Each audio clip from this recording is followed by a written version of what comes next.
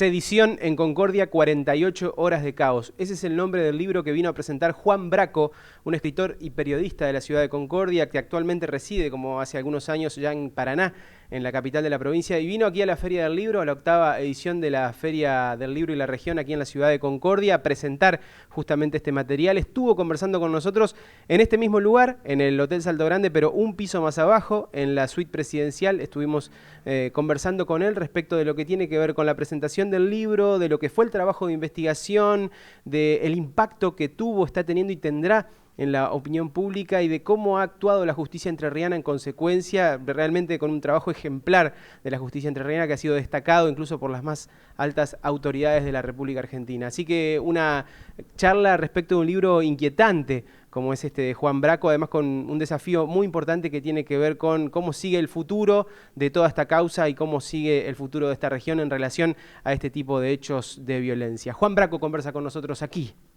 en el Show Cultural. Bueno, Sedición, 48 horas de caos en Concordia, escrito por Juan Braco, es este libro que vamos a mostrarte aquí en las cámaras del Show Cultural, además comodísimamente instalados en el penthouse del Hotel Salto Grande. Muchísimas gracias a la gente del hotel por permitirnos esta locación para conversar con el autor de este gran libro que estamos presentando y comentando aquí en el programa, que es Juan Braco. Hola Juan, bienvenido, ¿cómo estás? Bien, muchas gracias por la invitación. Bueno, me imagino el trabajo, la expectativa después de tanto tiempo de investigación, además en un hecho que ha calado tan hondo en la sociedad concordiense por la violencia y por todo lo que despertó alrededor, reflejado en estas hojas. Sí, es cuando me toca presentar, digamos, a gente que por ahí estuvo un poco más lejos del suceso, yo lo presento como el hecho institucionalmente más grave que tiene la provincia de Entre Ríos, al menos desde la recuperación de la democracia a esta parte, por todos los condimentos que tuvo, digamos, porque fue una revuelta policial que tuvo un correlato en la crisis social que se desató, donde, como en toda crisis, muestra lo mejor y lo peor del ser humano, con los saqueos, las barricadas, las muertes, y la verdad es que fue un trabajo intenso. El libro forma parte de un proceso un poco más largo, donde también hay un blog que es sedicionentrerrios.wordpress.com, donde está, por ejemplo, el día a día de lo que fue el juicio de la causa Zaragoza, donde se enjuició a 18 policías, 17 fueron condenados. Hay material audiovisual de aquel momento que fue producto de un acto intuitivo que tuvo un compañero periodista que se nos fue hace poco, que fue Daniel Flanders, que justo venía pasando con la cámara y tuvo el tino de registrar en imagen y en sonido esos primeros momentos de la revuelta policial. Así que la verdad que muy contentos, con la ansiedad de haber llegado a un puerto, digamos, y ahora tratando de que la gente conozca la producción y que sobre todo el hecho no caiga en el olvido, ¿no? Uh-huh. ¿Vos sos de acá de Concordia? Yo soy nacido en Concordia, soy criado en Concordia, viví hasta los 19 años aquí, y a los 19 me fui a estudiar y ya, si bien vuelvo periódicamente a la ciudad, hace 20 años que no vivo acá. Uh-huh. ¿Dónde estás radicado? Estoy radicado en Paraná. Uh-huh. Estoy radicado en Paraná. ¿Y cómo te llegaban las noticias de todo esto que estaba ocurriendo? ¿Cómo lo viviste a distancia? ¿Tenés familia por acá? Tengo familia, tengo amigos, tengo muchos seres queridos, y la verdad es que viví esos días con muchísima angustia. Muchísima angustia, con muchísima congoja, porque estaba viendo algo que no creí que lo iba a poder ver en Concordia de nuevo. Yo había vivido, digamos, la crisis del 2001 también a la distancia, pero una crisis materialmente distinta, era una crisis por una situación de hambre, una situación de exclusión y de marginalidad, y esta era una crisis con características en el epifenómeno, digamos, en lo que aparece muy similar, muy de demostrar lo peor y lo mejor de la sociedad, pero todo lo malo que uno podía llegar a ver, salpicado por una cuestión de consumismo y de aprovechar la situación de la revuelta policial, y también veía, digamos, y era lo que más me agitaba, veía a la institución policial transformada en una organización distinta y por fuera de los carriles democráticos, parándose de manos ante el poder político para tratar de arrancarle una concesión, algo que, digamos, por eso lo de la gravedad institucional, que es algo que no se vivió desde la recuperación de la democracia, de que una fuerza de seguridad armada se le plantea al poder político para obtener una concesión. La cuestión salarial era la punta del iceberg, pero cuando uno empieza a analizar, y el libro abunda sobre eso, cuando uno empieza a analizar, los policías ya se estaban planteando como los dueños de la seguridad, de la política de seguridad, que ellos querían empezar a definir algunas cuestiones de esto que son ámbitos privativos del Estado y las autoridades electas, ¿no? Y cómo esto a su vez termina, vos bien lo decís, es la punta de un iceberg puntualmente de la cuestión policial, pero también en la cuestión social, porque vos hablas acá de una negociación forzada, de una solución entre comillas forzada. Yo creo que todos nos quedamos con la sensación de que si esa noche no se llegaba, aunque sea esa solución forzada, íbamos a tener en Concordia prácticamente un Walking Dead, digamos, gente esperando hordas de zombies, armándose con lo que tuviera, esperando gente para linchar, para matar. Hubiera sido, como lo dice el propio obispo Collazul en su declaración, hubiera sido un baño de sangre.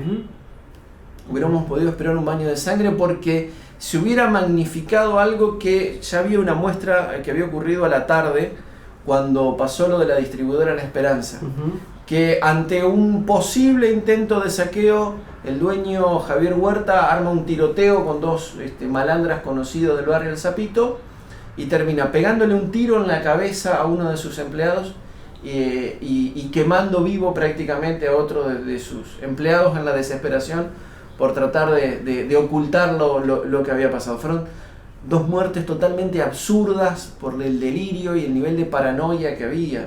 Hay algunas cosas que me fueron contando algunos testigos, como por ejemplo que había zonas en Concordia donde la gente había tirado aceite a la calle y tenía cócteles molotov preparados para incendiar las veredas. Si pasaba un saqueador o si pasaba cualquier persona que en la mente claro, sí, pudiera resultar parecido o con intenciones de saquear, porque aparte supuestamente los propios defensores de casas y demás estaban con la cara cubierta. Entonces, al no haber bandera que distinga a unos de otros, podía haber pasado cualquier cosa. Me parece que la solución política en ese momento fue la que los acontecimientos marcaban que era la óptima, pero me parece por sobre todas las cosas que luego el Poder Judicial de la provincia mostró que está a la altura de los acontecimientos y mostró una madurez que por ahí uno suele criticar algunas cosas de la justicia, pero me parece que en este caso puntual el Poder Judicial mostró una madurez importante, que habla también de la consolidación de un poder del Estado dentro de la democracia, y demostró estar a la altura de las circunstancias, llevando adelante un proceso inédito en la provincia, por la cantidad de gente, por el despliegue logístico, por cómo se desarrolló el proceso, que hasta los propios condenados terminaron reconociendo que fue un proceso claro e imparcial en todas sus etapas, y que termina con esta condena, ¿no? Sí, recuerdo, sin ir más lejos, que incluso la misma presidenta, Cristina Fernández de Kirchner, lo reconoció en uno de sus discursos, el accionar de la justicia entrerriana, ¿no? Sí, si uno hace un raconto, hubo alrededor de 18 o 20 provincias donde hubo movidas policiales en aquel momento. Arranca en Córdoba el 3 de diciembre, pero en paralelo pasó lo de Córdoba, pasó lo de Catamarca, pasó lo de Santa Fe. Córdoba y Santa Fe mezclado con las vinculaciones de la policía con el narcotráfico, en otras por distintas situaciones que se fueron planteando, cada una con un indicio particular. Y Entre Ríos es la única que ha llevado adelante un proceso judicial de estas características. en otros lados directamente no se hizo y en otras el proceso está paralizado por decisión de un juez que no lo quiere avanzar o por la disputa de formalidades, por ejemplo, si es con la justicia federal o con la justicia provincial que se tiene que hacer el proceso. Vos nos comentabas recién antes de empezar a grabar que con tu libro anterior, bueno, se levantó polvareda, intuyo que con este también. ¿Cómo estás preparado para esos dimes y diretes, para esos tironeos con la opinión pública, con la gente que se pueda sentir afectada? Mirá, a ver, hay una frase que estaba presente en un libro, en un diario británico en El Acceso, que es que los hechos son sagrados y las opiniones son libres. Lo que el libro refleja es una reconstrucción parcial, subjetiva, todos los adjetivos denotativos que les quieran poner, pero es también un elemento de debate. Es como decía Martín Fierro, si no les gusta que salgan otros a cantar y que cuenten su historia, digamos, o cómo vivieron pueden reconstruir la historia de lo que pasó.